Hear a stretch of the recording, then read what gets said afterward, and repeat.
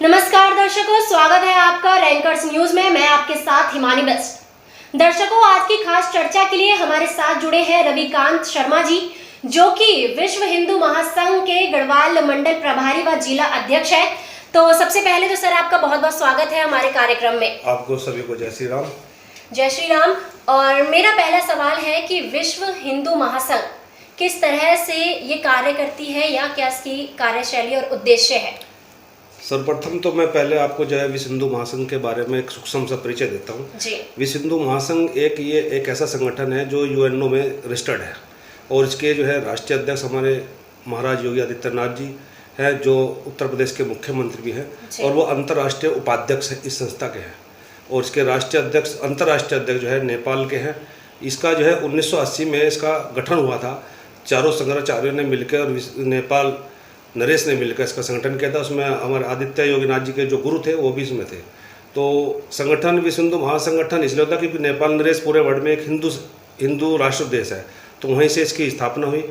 और हमारे अंतर्राष्ट्रीय उपाध्यक्ष योगी आदित्यनाथ जी हैं, और हमारे वर्तमान में जो उत्तराखंड के प्रदेश अध्यक्ष हैं वो संजीव सिंह जी हैं, और वो उनके साथ साथ उन पर जो है दिल्ली का प्रभार भी है। और हमारे जो प्रदेश के महामंत्री हैं दीपक भारद्वाज जी हैं, और उपाध्यक्ष अभिशाल गर्ग जी हैं। तो इन सब ने मिलकर जो है हमने ये उत्तराखंड में अभी ये नया आया है, वैसे पूरे भारतवर्ष में काम कर रहा है, लेकिन अभी उत्तराखंड में इसको सक्रिय किया गया है। जी, इसके उद्देश्य क्या है विश्व हिंदू महासंघ के उद्देश्य? एक तो हमें हिंदुओं को एकत्रित करना। हमारे यहाँ हिंदू जो है बिरादरी में और क्षेत्र में बटा हुआ है। कोई ब्राह्मण है, बनिया है, कोई ठाकुर है, हम सब हिंदू एक हैं। जी बिल्कुल। लोग राजनीति ने क्या रखा कि हम हिंदू को तो बांट दिया। अगर आप कहीं ये देखो, आपके चैनल के माध्यम से भी आप भी अगर कोई न्यूज़ देखते हो तो उसमें जब चुनाव आते हैं कहते हैं मुस्लिम 20%, 30%, हिंदू ब्राह्मण इतने %, वो टोटल मिलकर 70% को बांट देता है।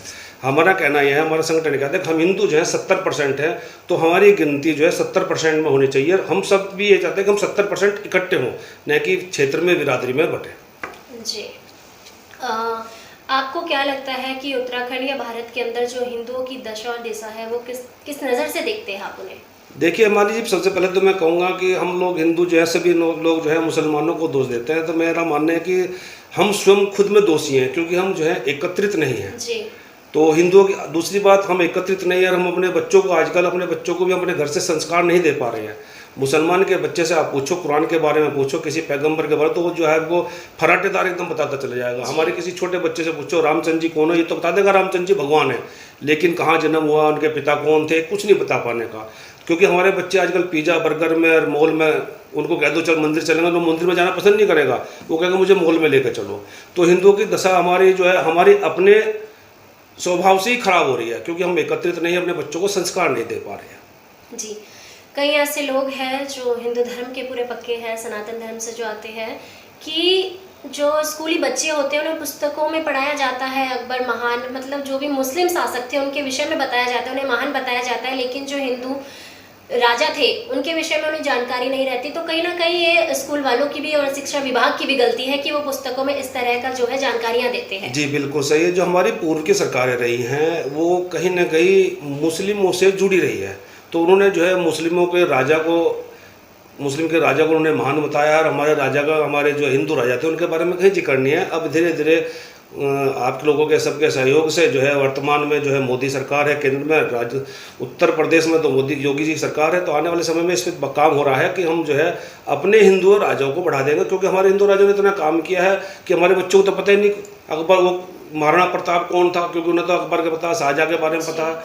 अब अकबर आपका जो है आगरे का ताजमहल है, उसके बारे में सब जानते हैं कि ताजमहल जो है अजूबा है, लेकिन उन्हें हमारे हिंदू धर्म में इतने मंदिर मठ है कि जो उस अजूबे से कई गुना बड़े अजूबे हैं, उसके बारे में कोई ज्ञान नहीं देता बच्चों को। तो उस पर चर्चा चल रही है, उस पर हो सकता है आने वाले सेशन में जो है कुछ न कुछ सुधार सरकार करेगी। जी, योगी आदित्यनाथ जी के बारे में आपने बताया कि वो आपके जी राष्ट्रीय अध्यक्ष है विश्व हिंदू महासंघ के।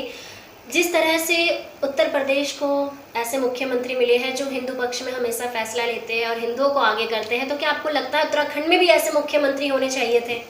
हिमानी जी, मैं कहना चाहता हूँ उत्तराखंड में नहीं, हमारे हर राज्य में ऐसा मुख्यमंत्री होना चाहिए जी, जो कड़े फैसले ले, हिंदुओं के प्रतीले, हिंदुओं का बड़ा सम्मान करते हैं, क्योंकि योगी जी कहते हैं अब मुझे मुसलमान से बैर नहीं है, मुसलमान जितना मेरे धर्म का सम्मान करता है मैं उतना ही मुस्लिम धर्म का सम्मान करता हूँ। ये योगी जी के वक्तव्य हैं।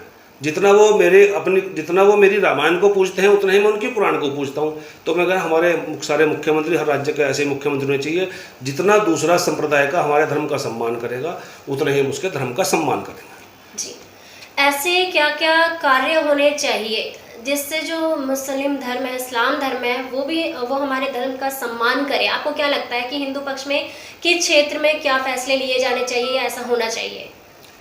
देखिए, ये तो एक अजूबा हो जाएगा अगर हम मुस्लिम धर्म से ये उम्मीद करें कि वो हमारे हिंदू धर्म का सम्मान करें। ये तो एक अचंभित सा हो जाएगा। लेकिन हम लोगों को वो हमारे धर्म का सम्मान करें ना करें, लेकिन हम हिंदू धर्म में जो है हम सब धर्मों का सम्मान करते हैं। आपने पढ़ा देखा होगा कि हम जो है जब अपनी पूजा पाठ करते हैं तो उसमें एक लास्ट में शब्द आता है कि विश्व का कल्याण। तो हम तो उस धर्म से जुड़े हुए हैं, उस सनातन धर्मी लोग हैं कि जो हम विश्व का कल्याण चाहते हैं। उसमें विश्व के कल्याण में सब धर्म के आ जाते हैं। तो मैं तो यही कहना चाहूँगा कि हम अपने बच्चों को संस्कार दें, अपनी बहन बेटियों को वो संस्कार दें, उनको समझाएं अगर बेटा इससे ऐसे होता है, ऐसे होता है, क्योंकि अब लव जिहाद का बहुत मामला चल रहा है। तो हम अपनी बहन बेटियों से भी कहते हैं कि सावधान रहें, थोड़ा जांचे परखे, जैसे माता पिता गए तो माता पिता का कहना माने। एक और जो लोग हैं, मुस्लिम लोग अक्सर ऐसा कहते हैं कि जो बजरंग दल है, विश्व हिंदू महासंघ है, इस तरह की जो संघ होते हैं वो बंटवारा करते हैं, लड़ाइयाँ करवाते हैं। तो उन लोगों के लिए आप क्या संदेश देना चाहते हैं? देखिए, विश्व हिंदू महासंघ हुआ, बजरंग दल हुआ, ये बंटवारा नहीं करवाते हैं। हम लोग इसलिए तो भ्रमित हो रहे हैं कि दूसरा हम पे कहते हैं कि बंटवारा करते हैं। हम बंटवारा नहीं करते। हम जो है अपने चारों वर्णों को, हिंदू सनातन धर्म जो है 4 वर्ण में बटा हुआ है। हम चाहते हैं कि चारों वर्ण अलग अलग न होकर चारों वर्ण एक हों। इसलिए राजनेता कहते हैं वो हिंदू धर्म को बांट देते हैं। ये जो जितनी भी हिंदू संस्थाएं हैं ये धर्म का बंटवारा नहीं कर रही है, ये हिंदुओं को नहीं बांट रही है, हिंदुओं को एकत्रित कर रहे हैं। और हिंदू एकत्रित हो जाएगा, दूसरा संप्रदाय जो है अपना आप ही कमज़ोर हो जाएगा। दूसरा संप्रदाय जब तक कमज़ोर नहीं होगा जब तक हम एक नहीं होंगे। जी, एक और बात है जो अधिकतर देखने को मिलती है, जो बॉलीवुड से जुड़े हुए लोग रहते हैं वो अधिकतर इस्लाम धर्म की तरफ बढ़ रहे हैं। तो कहीं ना कहीं उनसे जो हम आम जनता है या हिंदू लोग हैं वो भी सीख रहे हैं इस्लाम धर्म को अपनाना। तो आपको क्या लगता है कि बॉलीवुड को हमें नकारना चाहिए? नहीं, हमें इसका विरोध करना चाहिए, क्योंकि बॉलीवुड में जो है आजकल जो फिल्में बन रही है मुसलमानों के ऊपर ही ज़्यादा बन रही है। उसमें दूसरी बात, उसमें हिंदू कलाकारों का तो प्रोत्साहन कर ही नहीं रहे वो, जिसमें जो है भी कलाकार जो है वो भी मुस्लिम ही आगे बढ़ रहे हैं। क्योंकि कहीं ना कहीं उसमें जो है उसमें भी जो है कहीं ना कहीं भारी शक्ति का हाथ है और वो कहीं ना कहीं दबे हुए हैं। हमारा कोई भी हिंदू कलाकार, एक से एक कलाकार हमारे पढ़े हैं, एक्टर पढ़े, उनको बढ़ने नहीं दे रहे हैं। तो हम भविष्य में हमारी ये योजना है कि सारे हिंदू संगठन एकत्रित होकर इसका भी विरोध करेंगे। जी, और जो पूरे भारतवर्ष में इतने भव्य राम मंदिर का निर्माण हो रहा है उसको लेकर भी इस्लाम धर्म के लोग ये आरोप लगाते हैं कि इतने बड़े मंदिर की जगह तुम वहाँ पे अस्पताल बना सकते थे, एक छोटा सा टुकड़ा ज़मीन दे सकते थे। उन लोगों को क्या कहना चाहते हैं आप? देखिए, वो भगवान राम की जन्मभूमि है जी। अगर वहाँ पर राम मंदिर नहीं बनेगा तो क्या मजार मस्जिद बनेगा? वहाँ पे राम मंदिर बनेगा और वो हमारे इष्ट है, राम हमारे जो है पूरे भारतवर्ष के इष्ट है। तो अस्पताल तो बहुत हैं, उनको आप उनको चला लो ना, जो खाली पड़े हैं। सरकारी अस्पताल जो है जर्जर हालत में पड़े हैं, उनका उद्धार करो। अगर आपको अस्पताल के बारे में इतनी चिंतित है तो इतने जर्जर अस्पताल हालत में पड़े हैं, आप उनका उद्धार करो। ये तो मंदिर है तो बनकर रहेगा, ये तो भव्य मंदिर बनेगा, ये तो पूरे संसार में प्रसिद्ध होगा। सभी हमारे हिंदू की आस्था उस मंदिर में है और हमारे इष्ट का मंदिर है, वो बनना चाहिए। जी, यहाँ पर मैं आखिरी सवाल करना चाहूँगी। उत्तराखंड देवभूमि से आप आते हैं, मैं हूँ उत्तराखंड देवभूमि से और गढ़वाल मंडल के प्रभारी भी आप। तो अब जो पहाड़ी क्षेत्र के लोग हैं उन्होंने भू कानून की मांग करी है। कहीं उनका कहना है कि अधिकतर जो इस्लाम धर्म से जुड़े लोग हैं, मुस्लिम लोग हैं, वो पहाड़ी क्षेत्रों में जा रहे हैं, बस रहे हैं, जिन्हें हम रोहिंग्या मुसलमान भी कह सकते हैं। तो भू कानून को लेकर आपका क्या कहना है? भू कानून बनना चाहिए और कठिन से कठिन कानून बनना चाहिए। उसमें कोई मुस्लिम जो है अपनी जगह न ले सके, ऐसा कानून बनना चाहिए। मुस्लिम तो आगे बढ़ता ही जा रहा है। अगर हम सोते रहेंगे, हम तो सोते रहेंगे और वो आगे बढ़ते रहेंगे। एक दिन वो आएगा कि हम उत्तराखंड में अल्पसंख्यक में आ जाएंगे। आज वर्तमान में स्थिति है कि पहाड़ों पर मुसलमान नाम का नहीं होता था, आज वहाँ मुसलमानों की मस्जिदें, मीट की दुकानें बाज़ार में खुलने लगी हैं। जब तक हम इसका विरोध नहीं करेंगे, सख्त कानून नहीं बनेगा जब तक कोई सुधार होने वाला नहीं है। ये कानून वो कानून बनना चाहिए और इस पर जो है कठोर नियम बनाने चाहिए।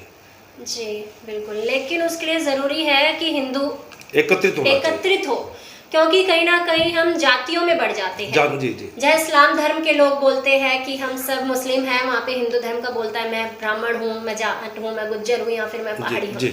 तो कहीं ना कहीं हम इतने सारे होकर भी कर जाते हैं। तो आपका बहुत बहुत धन्यवाद, आपने जो इतनी खूबसूरत जानकारियाँ हमारे साथ साझा करी और लोगों को जो है अपने धर्म के प्रति इतना जागरूक किया है, तो आपका बहुत बहुत धन्यवाद। जय श्री राम। दर्शकों, जैसा कि रविकांत शर्मा जी ने बताया कि विश्व हिंदू महासंघ के कार्य क्या है, किस तरह से ये कार्य करती है, जो भी इसकी कार्यशैलियाँ हैं, तो आप कमेंट में लिख के ज़रूर बताएं कि उत्तराखंड में भू कानून लाना आवश्यक है और हिंदुओं को अपने धर्म के प्रति जागरूक और खड़ा रहना भी आवश्यक है। फिलहाल आज के कार्यक्रम में इतना ही, बने रहिए हमारे साथ, देखते रहिए रैंकर्स न्यूज़। नमस्कार।